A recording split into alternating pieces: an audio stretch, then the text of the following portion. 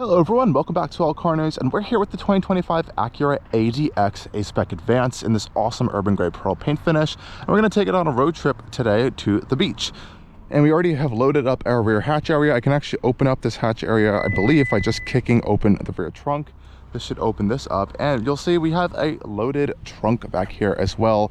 The ADX has a decent amount of cargo space, not the biggest in class, but just right up there with the biggest in class, the BMW X1. And we have our chairs, we got some towels and stuff, and it fits all perfectly back here in our cargo space area. I like this little button here too, where you can just press this, walk away, and the trunk should actually just start closing automatically by itself. Pretty cool feature. Decent amount of rear seat space, but of course we're gonna go take this thing on a drive, about 200-ish miles round trip. I think that looks pretty sharp as well. Hopping inside, we have the nice red interior option on this A-Spec Advance package.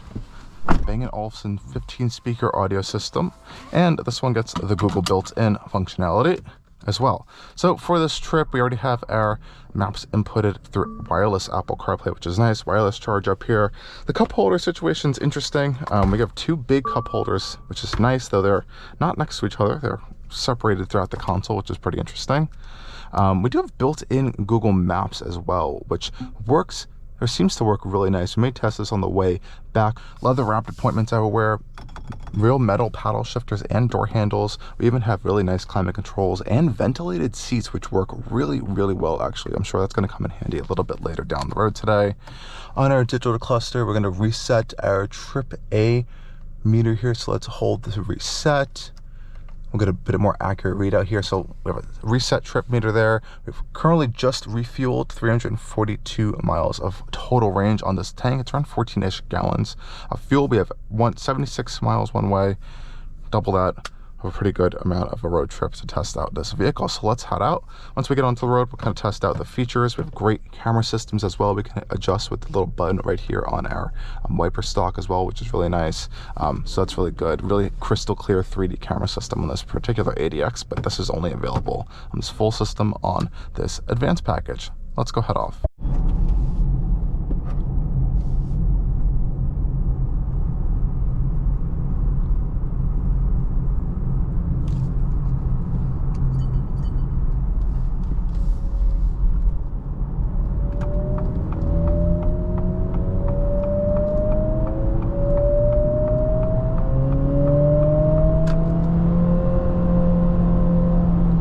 Okay folks, and we are on the highway and up to speed. Apologies for the fake engine sound being pumped into the vehicle, but that is what you do get in the sport mode. But now that we're out here on the road, let's talk about what we're getting quickly in this Acura ADX Advance A-Spec package. The top of the line ADX, fully loaded around $45,000, but of course this vehicle starts around in the mid 30-ish range, so you don't have to go for this decked out model with the upgraded 15 speaker Bang & Olufsen audio system, the large panoramic opening glass roof, and all these other fun features. But the mid-tier A-Spec package actually comes with a lot of stuff standard, including the ventilated seats. You just don't get the Google built-in, this upgraded audio system, and I guess the panoramic glass roof. So you still get a moonroof, and you still get all these nice features like wireless charging mats, cooled seats, heated seats, and all that fun stuff. But I think you're still getting a nice spread of things there.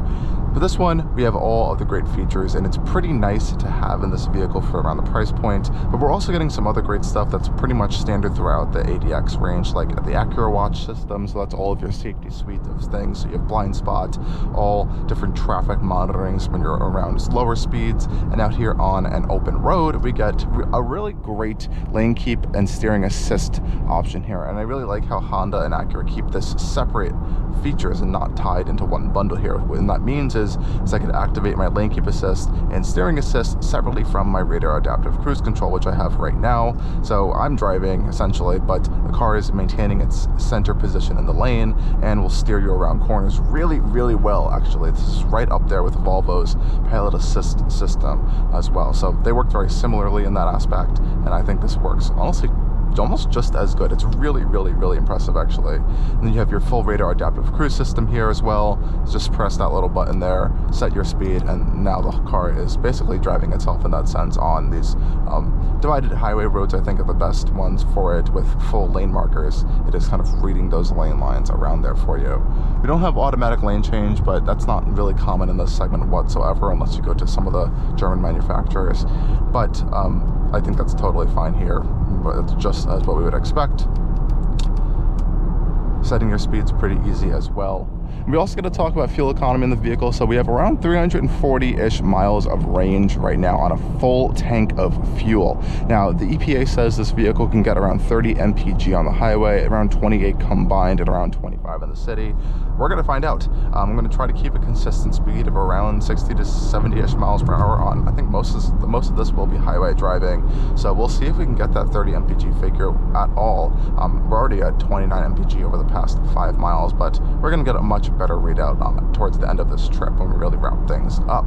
Otherwise, in here we have really great, easy to use, and really nice sounding tactile climate control dials here, and I like how they change color when I go from the cooler temperatures to warmer temperatures. Really nice feeling there. Again, that panoramic roof is really nice as well, and I like that you can open it.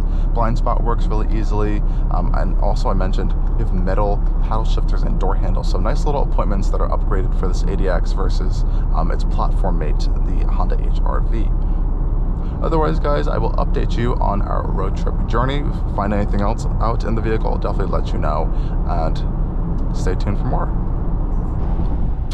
Okay, everyone, little bit of a trip update. We only have around 30 minutes and around 15 miles left on this trip, but some pretty interesting things we've noted so far. So we have traveled just about 60 miles so far on this trip. Now, remember, we reset our trip computer at the beginning of this trip so we can have a little bit more of a clearer idea of what's happening to our MPG numbers.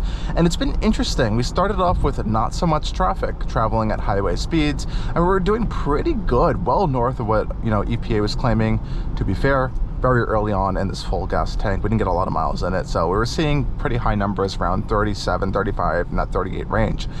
With plenty of traffic the past, I would say 20-30 minutes or so, this has now dropped down to 33.5 mpg, so bringing it much closer down to that EPA highway rated number of around 30 mpg. So pretty good, still exceeding it over this 60 miles of traveling we've done so far. But interestingly enough, our total range has decreased quite a significant amount, and which is really interesting for this vehicle. It has around 14-ish gallon fuel tank, fold up. We didn't even get, at least what this was saying, even close to 400 miles of range, which is a little bit disappointing. That could be due to how you're driving the vehicle. This could be one of those range estimators that's based off of your MPG and your driving style, but we really haven't been driving poorly whatsoever. We're just in traffic and just traveling at highway speed. So not too bad, but I would like to see that number a little bit north of 400. I believe this can probably do that on just, you know, more open highway and just kind of cruising along out there. I think it's going to be a little bit more efficient than we may expect in some scenarios, but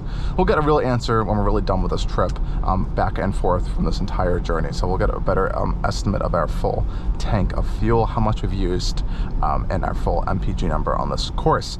Another thing I've noticed over the course of this trip so far, cooled seats are starting to come to their limit. We haven't used the AC this whole time. We've been enjoying the panoramic roof, the windows down, but I may have to turn on the AC soon. But it actually doesn't get too crazy hot on here, which is actually nice to see, even with this big glass roof. It's pretty good tint in there, so that's really nice. The ventilated seats do help to mitigate that, but once it gets too hot in here, that kind of falls apart a bit. This adaptive steering system and radar cruise has been absolutely great. A little bit touchy on the brakes sometimes when you're in stop and go traffic, but other than that, it's pretty smooth.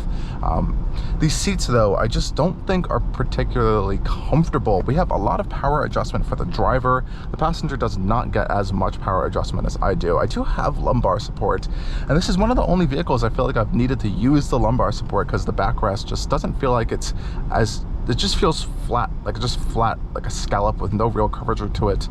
So the lumbar has actually been kind of nice to use on this vehicle on this trip, because it is still getting a little bit uncomfy actually. So I wish the seats were a little bit more sculpted. I remember the ones in the TLX were pretty nice. I just think this one doesn't have the nicest seats you can get in an Acura. Other than that, everything's been pretty fine. You do really have to kind of cycle through these drive modes though if you really want to use the power in this vehicle, specifically the sport mode. There's also a sport mode for this CVT transmission as well, individually from the actual total sport mode here, so that can stiffen up your steering. There's a sport sound as well, but it does make a huge difference when you are accelerating on the highway for sure. Much more responsive throttle pedal, much more instant power response from the engine as well.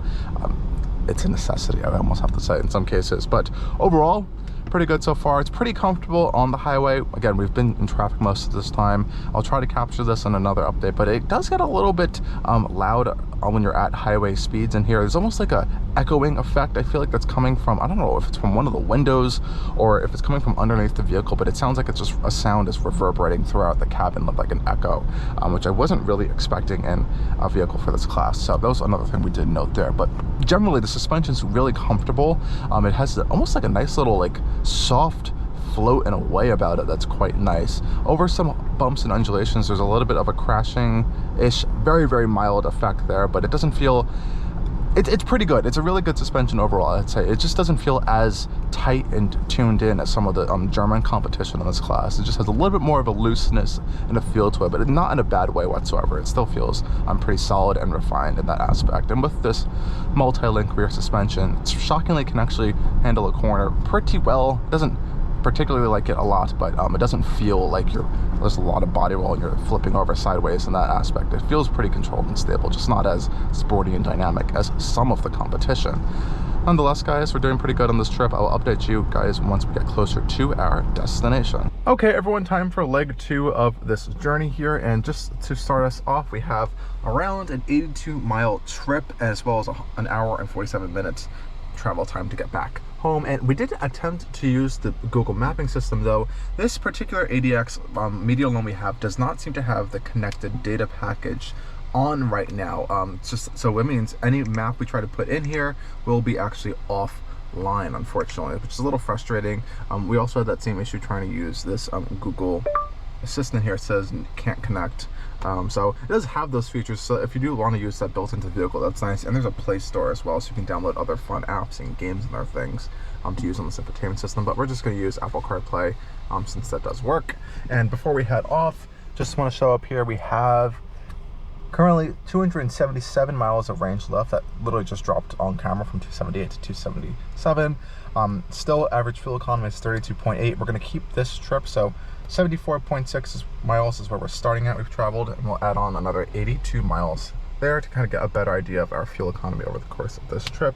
We have our ventilated seats blasting. I turn on the AC and pop open our panoramic roof. So you have a vent control here, which is really nice for your entire panoramic glass roof, and open up the roof just like that as well. It's a pretty nice wide opening, so perfect for a nice summer day. And let's go head off. I'll give you guys an update when we start going off. And Acura did fit this with a CVT. I don't really find a CVT inherently a sporty transmission at all, and no other real competitor that's in this space other than I guess the Lexus UX, but that is a hybrid, has a CVT. So that's something you're really going to want to consider, test drive the vehicle, see how you like it or maybe not like it, and make your decision from that point. You know, and the thing with a CVT is they're supposed to be fuel economy based, focused a little bit.